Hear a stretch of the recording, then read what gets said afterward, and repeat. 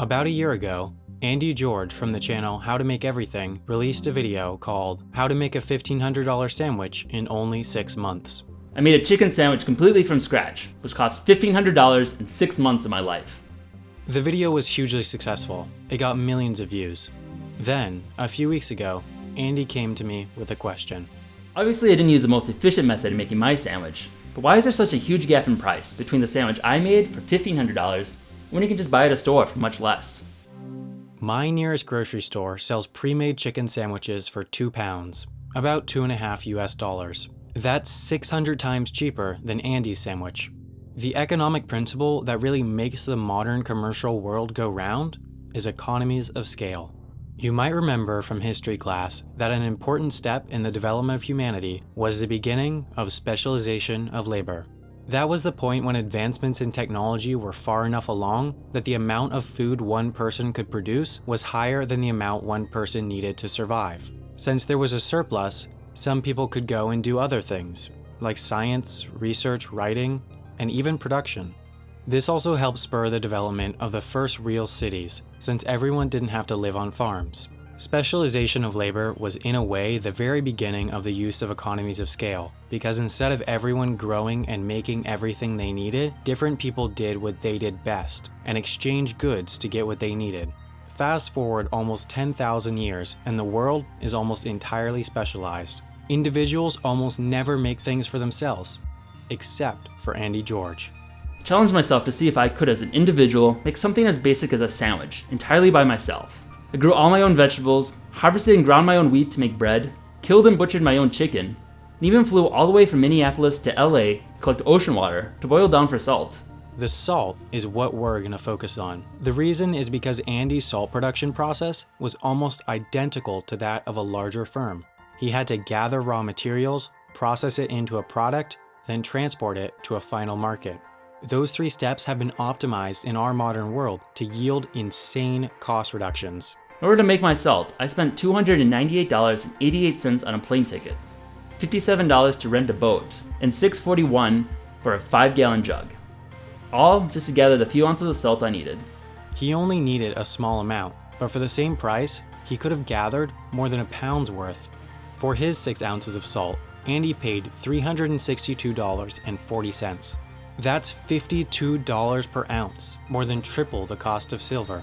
Each gallon of seawater yields about 4.5 ounces of salt when evaporated, so his 5-gallon jug could have carried enough water to make 22.5 ounces of salt, or 1.4 pounds.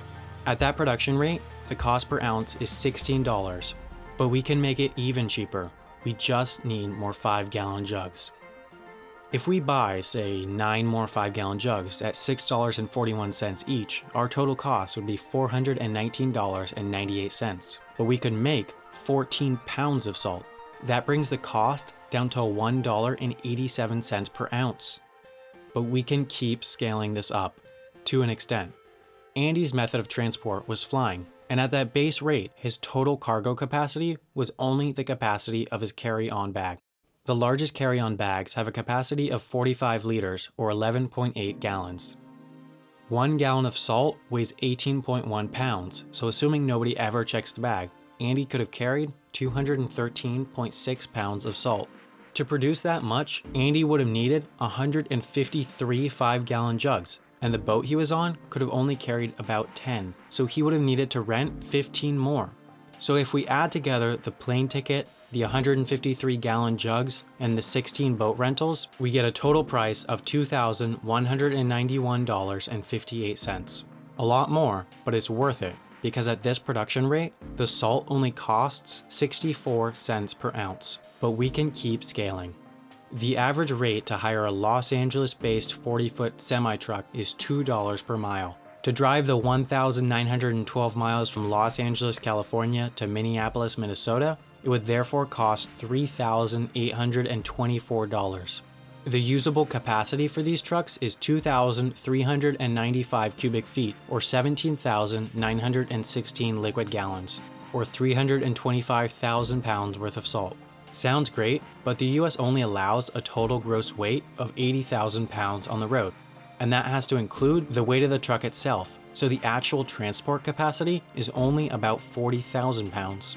Salt is just so dense that we can't load a truck to its full volume capacity. So, we'll just produce 40,000 pounds of salt, and for that, we need 2,857 boat rentals and 28,571 5-gallon jugs.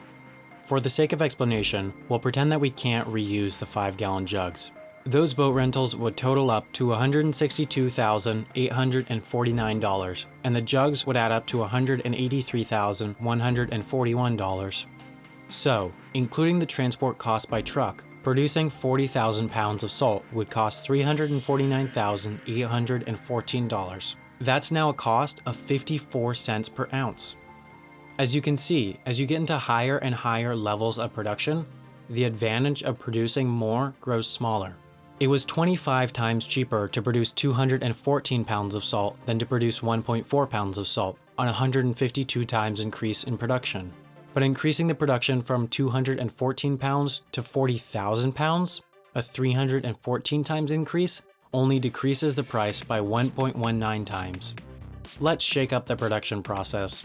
Instead of boiling the seawater down to salt in Los Angeles and transporting it to Minneapolis, let's say that Andy transported the seawater to Minneapolis, then boil it down. What would it cost then? Well, seawater weighs about 8.6 pounds per gallon, and once again, we can only carry about 40,000 pounds, or 4,651 gallons. This will cost $3,824 for the truck, $5,968 for 931 5-gallon jugs, $5,358 for 94 boat rentals, and in the end will only yield 1,308 pounds of salt. To make these 1,308 pounds, we spent 60 cents per ounce. A difference of 6 cents per gallon may not seem like a big deal, but once you get to the scale of producing, say, 100,000 pounds of salt, those 6 cents add up to $96,000, more than the price of a Tesla Model S. This demonstrates a very important principle in manufacturing. There are essentially two types of products: weight losing and weight gaining.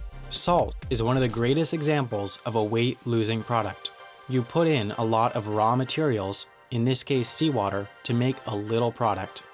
Obviously, it doesn't make sense to ship the raw seawater cross-country when you can just boil it down in Los Angeles. This is why processing plants for almost all weight-losing products will be located near the source. The other type of product is weight gaining. You take a small amount of raw material and make it into something much heavier or larger. A great example of this is Coca-Cola.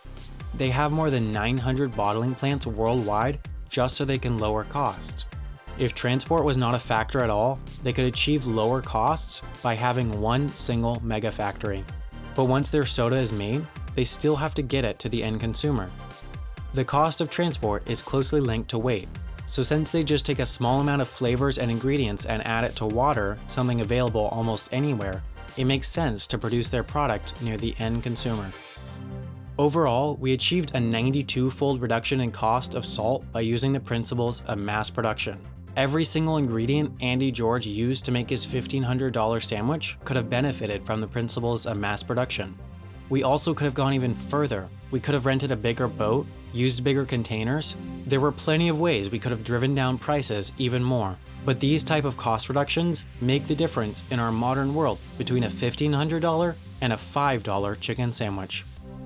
I hope you enjoyed this Wendover Productions video. I first need to give a huge thanks to my sponsor, Lou Merritt. As I'm sure you know from my old Why College is So Expensive video, college is expensive.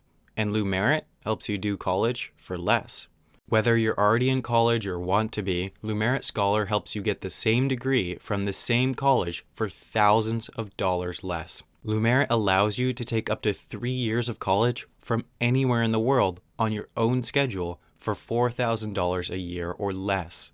Once you're ready to enroll in a traditional college, their in-house degree specialist will make sure that all your earned credits transfer. If this sounds interesting to you, head over to go.loumerritt.com/Wendover to see how much you could save with Lou Merritt Scholar.